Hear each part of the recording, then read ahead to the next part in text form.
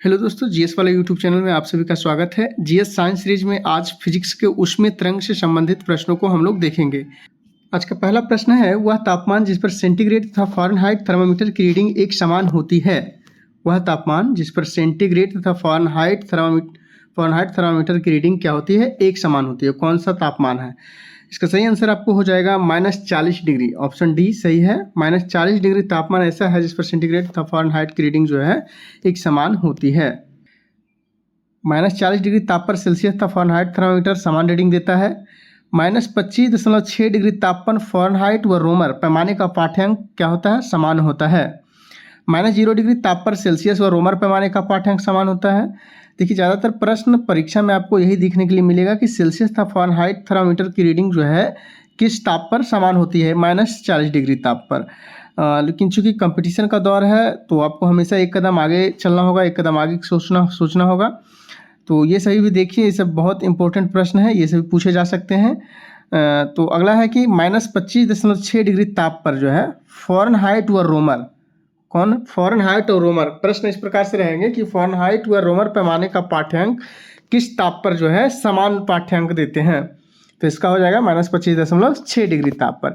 इसी प्रकार से ये प्रश्न पूछा जाएगा कि सेल्सियस व रोमर पैमाने का पाठ्यांक किस डिग्री ताप पर जो है समान होते हैं, तो -0 डिग्री ताप पर। अगला है फ़ारेनहाइट व केल्विन। फ़ारेनहाइट और केल्विन दोनों का जो है पाठ्यांक किस डिग्री सेल्सियस पर जो है, किस डिग्री पर ये होता है, एक समान होता है। तो ये है 574.25 डिग्री ताप पर जो है फ़ारेनहाइट व केल्विन दोनों का पाठ्यांक क्या हो जाएगा, एक समान होगा। चलिए आगे देखते हैं। अगला है कि केल्विन और सेल्सियस में जो कन्वर्ट करना है, तो इसका ये फार्मूला है कि आपको डिग्री सेल्सियस कोई चीज़ का दिया हुआ है और उसको केल्विन बदलना है। मान के चलिए आपको 40 डिग्री सेल्सियस दिया हुआ है और इसको बोला जाएगा कि केल्विन में इसका मान कितना हो जाएगा। तो केल्विन में जब इसको कन्वर्ट करना हो तो इसमें मात्र क्या करेंगे, 273 जोड़ देंगे। 273 जोड़ देंगे तो इसका जो योग आ जाएगा वो क्या हो जाएगा, केल्विन हो जाएगा। इसी प्रकार से केल्विन दिया हुआ रहेगा और आपका डिग्री सेल्सियस पूछा जाएगा। तो केल्विन जितना भी दिया हो, मान के चलिए 500 दिया हो केल्विन, और इसमें आपको सेल्सियस, इसका डिग्री सेल्सियस पूछा जाए कि 500 केल्विन का डिग्री सेल्सियस क्या होगा, तो इसमें -273 कर दीजिएगा।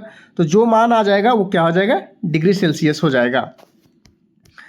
चलिए अगला प्रश्न देख लेते हैं। अगला प्रश्न है, ताप मापने की इकाई है। ताप मापने की इकाई क्या है, सेल्सियस है। इसका ये आंसर सही हो जाएगा। ताप मापने की इकाई सेल्सियस है। उष्मा का एसआई मात्रक जूल और सीजियस मात्रक कैलोरी होता है। दोनों में ये देख लीजिए, कंफ्यूजन ना रहे। एसआई मात्रक जूल और सीजियस मात्रक कैलोरी होता है। ताप मापने वाले यंत्र को तापमापी कहते हैं। ताप मापने वाले यंत्र को क्या कहते हैं, तापमापी कहते हैं। अगला प्रश्न है, समुद्री तट के सहारे कोहरे के निर्माण का कारण है। समुद्री तट के सहारे कोहरे के निर्माण का कारण क्या है, अभिवहन है। वायु के क्षैतिज गति द्वारा स्थानांतरण की प्रक्रिया को क्या कहते हैं, अभिवहन। वायु की क्षैतिज गति द्वारा स्थानांतरण की प्रक्रिया को अभिवहन कहते हैं। समुद्री तट के सहारे कोहरे के निर्माण का कारण क्या है, अभिवहन है। सूर्य के विकिरण से पृथ्वी गर्म होती है। पृथ्वी गर्म किस कारण से होती है, सूर्य के विकिरण के कारण। आणविक सक्रियता द्वारा पदार्थ के माध्यम से होने वाले ऊष्मा का संचार क्या कहलाता है, संचालन। आणविक सक्रियता द्वारा पदार्थ के माध्यम से होने वाले ऊष्मा का संचार क्या कहलाता है, संचालन कहलाता है।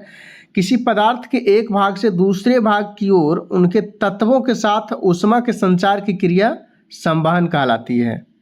फिर से इसको देख लीजिए, बड़ा इंपॉर्टेंट प्रश्न है।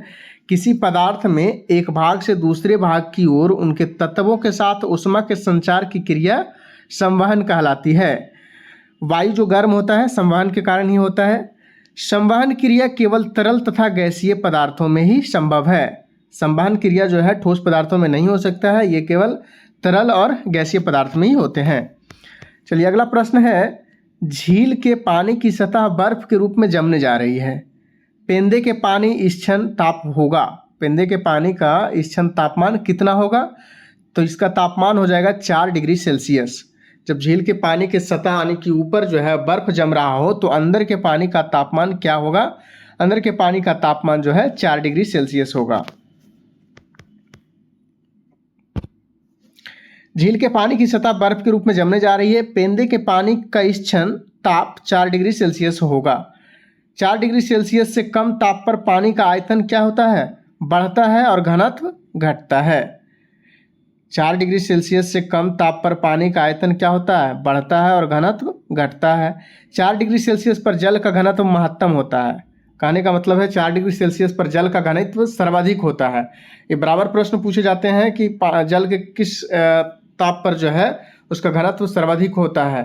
तो 4 डिग्री सेल्सियस पर जो है जल का घनत्व सर्वाधिक होता है, जबकि आयतन क्या हो जाएगा? न्यूनतम। 4 डिग्री सेल्सियस पर घनत्व सर्वाधिक और आयतन न्यूनतम होता है। जल के बर्फ में बदलने पर आयतन क्या होता है? बढ़ता है, जबकि घनत्व क्या होता है? घटता है। इसी प्रकार से उल्टा हो जाएगा, बर्फ का जल में बदलने पर क्या हो जाएगा? आयतन घटेगा और घनत्व बढ़ेगा। पानी का क्वथनांक बिंदु क्या है? 100 डिग्री सेल्सियस, जबकि पानी का हिमांक बिंदु क्या है? 0 डिग्री सेल्सियस। यानी इसका क्या कहना है कि बॉइलिंग पॉइंट जो है, जल का बॉइलिंग पॉइंट है वो 100 डिग्री सेल्सियस होता है, जबकि फ्रीजिंग पॉइंट जो है 0 डिग्री सेल्सियस होता है। पानी का घनत्व कितना है? पानी का घनत्व आपको 1000 किलो प्रति घन मीटर होता है। पानी का घनत्व 1000 किलो प्रति घन मीटर होता है। इसी प्रकार जो है सीजीएस पद्धति में जो है इसका आप ग्राम में ले लीजिएगा तो 1 ग्राम प्रति घन सेमी होता है। अगला प्रश्न है, क्रायोजेनिक ... को दर्शाता है। क्रायोजेनिक किसको दर्शाता है? तो इसका सही आंसर है आपका कम तापमान को। क्रायोजेनिक क्या है? कम तापमान को दर्शाता है। क्रायोजेनिक कम तापमान को दर्शाता है। क्रायोजेनिक का अर्थ होता है निम्न तापकी। क्रायोजेनिक का अर्थ ही क्या होता है? निम्न तापकी मानी कम तापमान।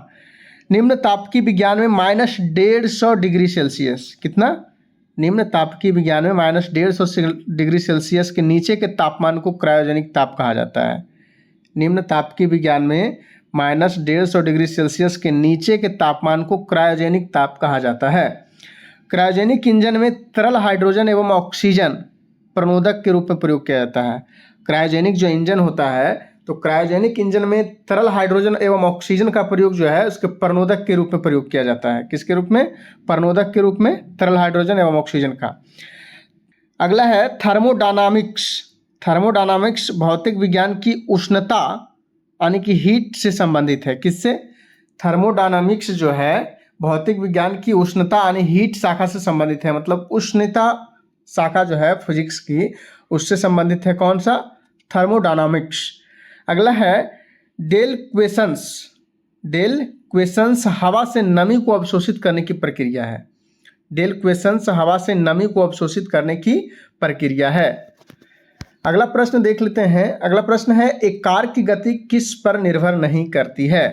एक कार की गति किस पर निर्भर नहीं करती है? इसका सही आंसर हो जाएगा आपका ए, स्पीडोमीटर।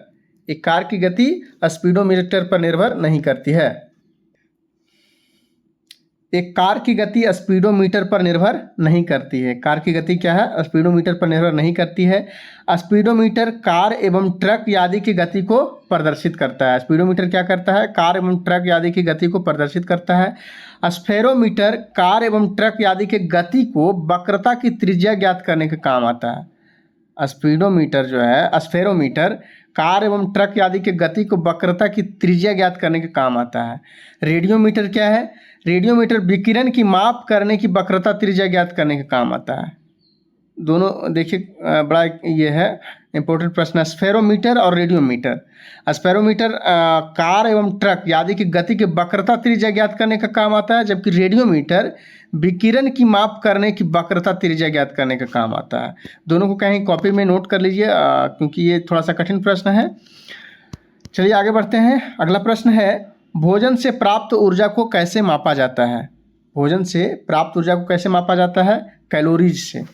सही आंसर है आपका ए, कैलोरीज। भोजन से प्राप्त ऊर्जा को कैलोरी में मापा जाता है। 1 कैलोरी बराबर 4.2 जूल होता है। 1 कैलोरी बराबर 4.2 जूल होता है।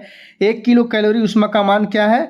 4.2 × 10⁻6 जूल होता है। 1 किलो कैलोरी का ऊष्मा का मान क्या है? 4.2 × 10⁻6। 1 कैलोरी बराबर 4.2। 1 कैलोरी बराबर 4.2 और 1 किलो कैलोरी बराबर 4.2 × 10⁻6। अगला प्रश्न है, सर जगदीश चंद्र बोस द्वारा पौधे में वृद्धि को मापने हेतु निर्मित उपकरण का नाम क्या है? जगदीश चंद्र बोस जो है पौधे में वृद्धि को मापने हेतु जो उपकरण बनाए थे उसका नाम क्या है? 8 का आंसर है आपका ए, क्रेस्कोग्राफ। क्या नाम है? क्रेस्कोग्राफ। सर जगदीश चंद्र बोस द्वारा पौधे में वृद्धि को मापने हेतु निर्मित उपकरण का नाम क्रेस्कोग्राफ है। जगदीश चंद्र बोस भारत के महान वनस्पति शास्त्री थे। जगदीश चंद्र बोस क्या थे? वनस्पति शास्त्री थे। कार्डियोग्राफ का संबंध हृदय रोग के उपचार से है, जबकि पॉलीग्राफ झूठ पकड़ने की मशीन है। अगला प्रश्न है, समुद्र के पानी के अलवणीकरण के लिए इस्तेमाल किए जाने वाली तकनीक में से एक है। समुद्र के पानी के अलवणीकरण के लिए इस्तेमाल किए जाने वाली तकनीकों में से एक है। कौन सा तकनीक है?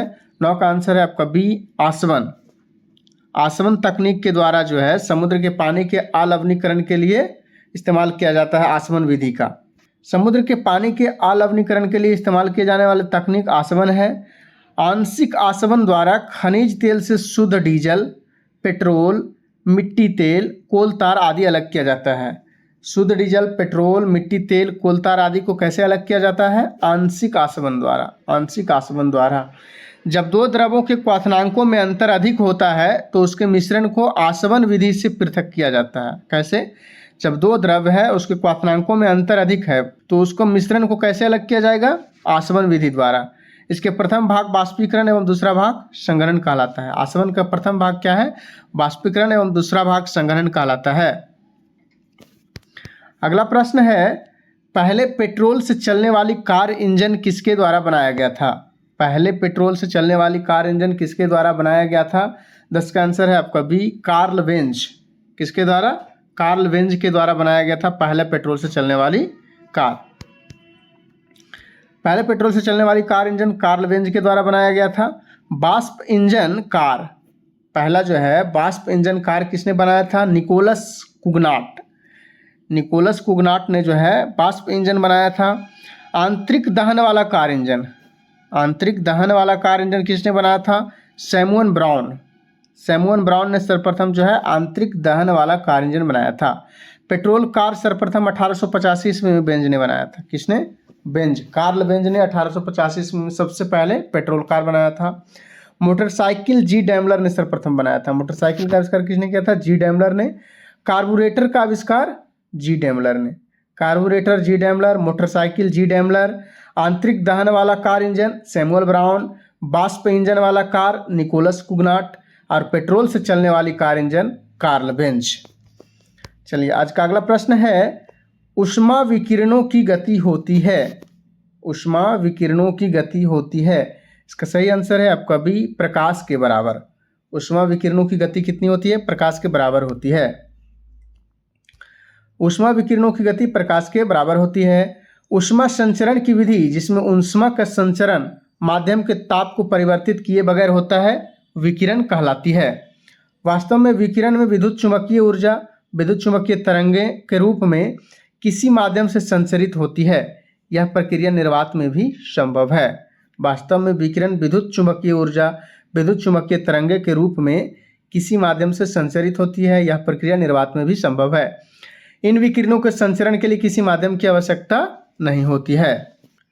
अगला प्रश्न है, गर्म शीशे को धीमे धीमे ठंडा करने की प्रक्रिया को कहते हैं। गर्म शीशे को धीरे धीरे ठंडा करने की प्रक्रिया को क्या कहते हैं? एनीलिंग कहते हैं। ऑप्शन ए सही है, एनीलिंग। गर्म शीशे को धीरे धीरे ठंडा करना एनीलिंग कहलाता है।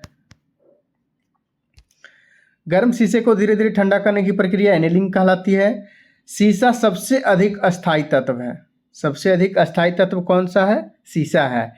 टेल्कम पाउडर, टेल्कम पाउडर के निर्माण में थियोफेस्टस खनिज का उपयोग किया जाता है। किसका? थियोफेस्टस खनिज। टेल्कम पाउडर में थियोफेस्टस खनिज का। पिक्रिक एसिड एक कार्बनिक यौगिक है। कैसा है? पिक्रिक एसिड एक कार्बनिक यौगिक है। अगला प्रश्न है, प्रेशर कुकर में भोजन जल्दी पकता है, क्यों?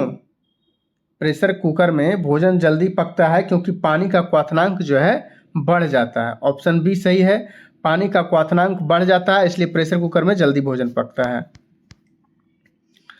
1600 ईस्वी के आसपास डेनिस पैपिन ने प्रेशर कुकर का निर्माण किया था। 1600 ईस्वी में किसने? डेनिस पैपिन ने प्रेशर कुकर का निर्माण किया था। प्रेशर कुकर में भोजन जल्दी पकता है क्योंकि पानी का क्वथनांक बढ़ जाता है। प्रेशर कुकर के बंद होने पर दाब अधिक हो जाता है, जिससे तापमान का मान क्या हो जाता है, अधिक हो जाता है। प्रेशर कुकर को जब हम बंद करते हैं तो उसमें दाब ज़्यादा हो जाता है, और दाब ज़्यादा होने से क्या हो जाता है, तापमान का मान अधिक हो जाता है।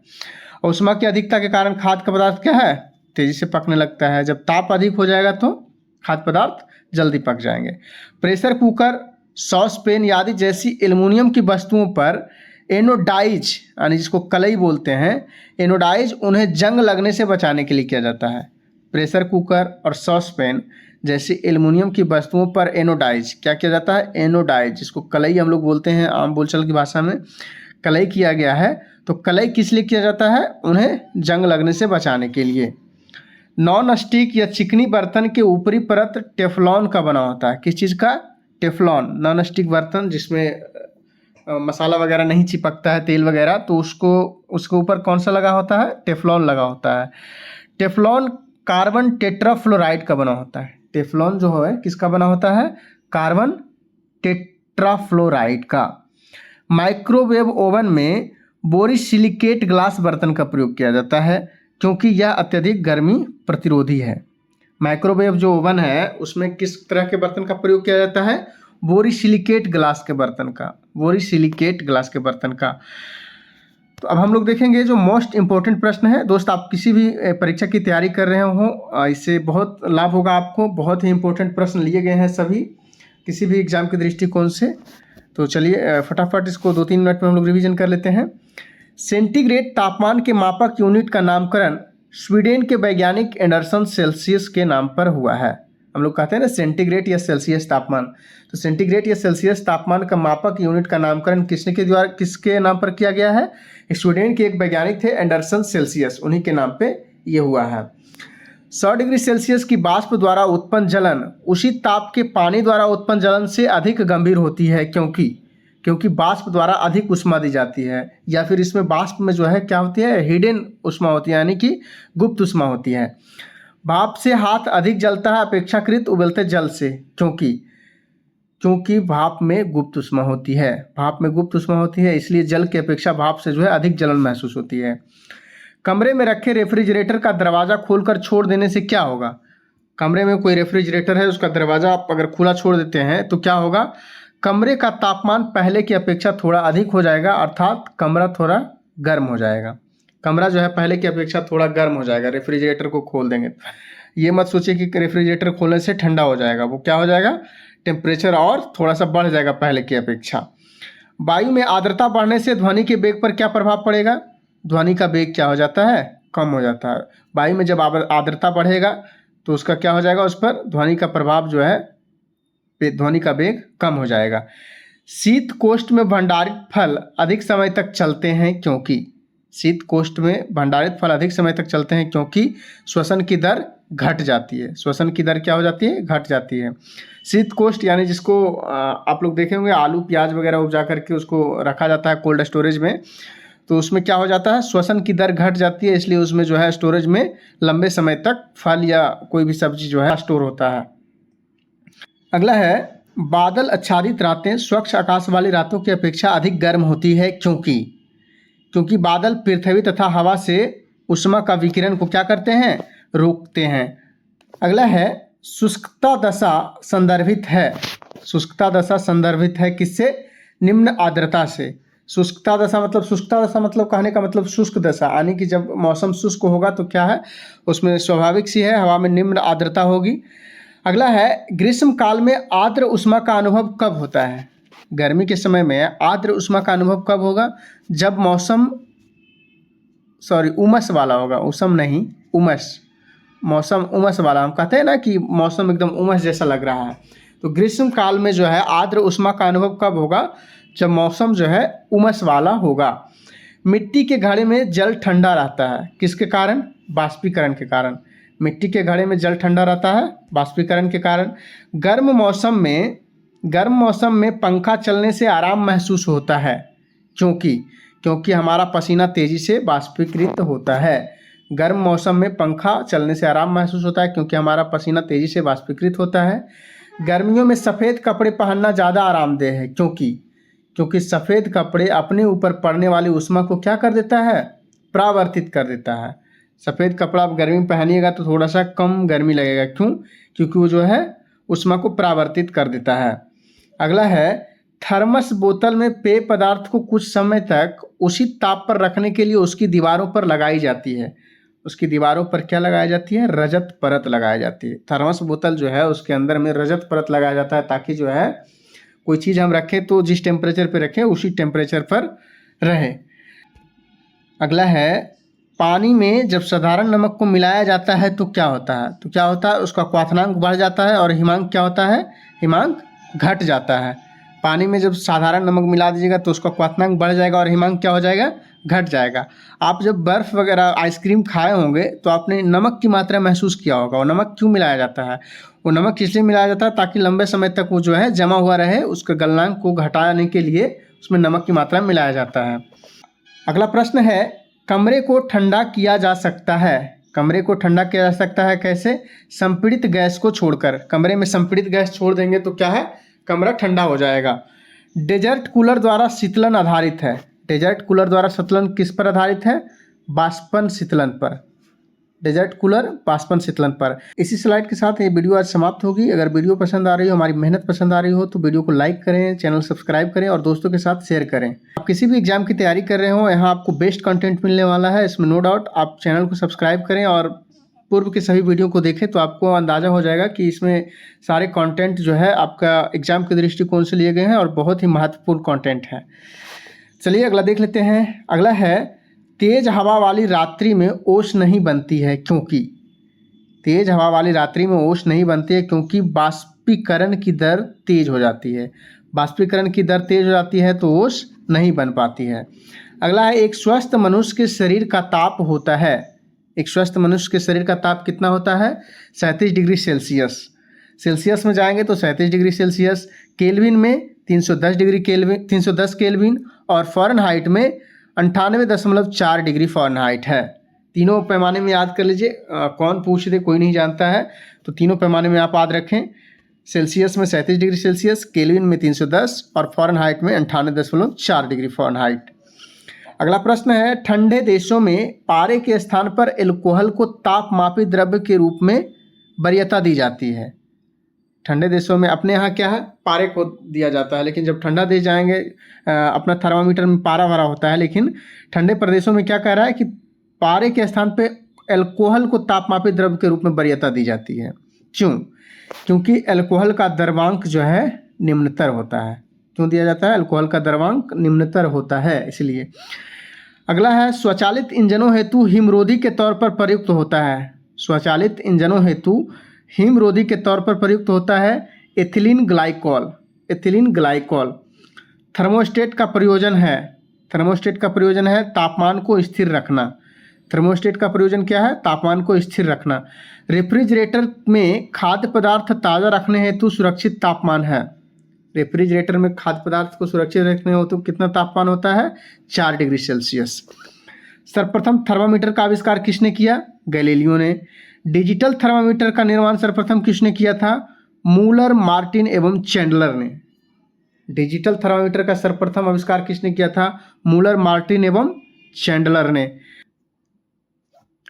अगला है, ठंडे प्रदेशों में पानी के पाइप बर्फ जमने से फट जाते हैं क्योंकि जल के जो है क्यों फट जाते हैं? जल के असामान्य प्रसार के कारण। ठंडे प्रदेशों में पानी के पाइप बर्फ जमने से फट जाते हैं, क्यों? क्योंकि जल के असामान्य प्रसार के कारण।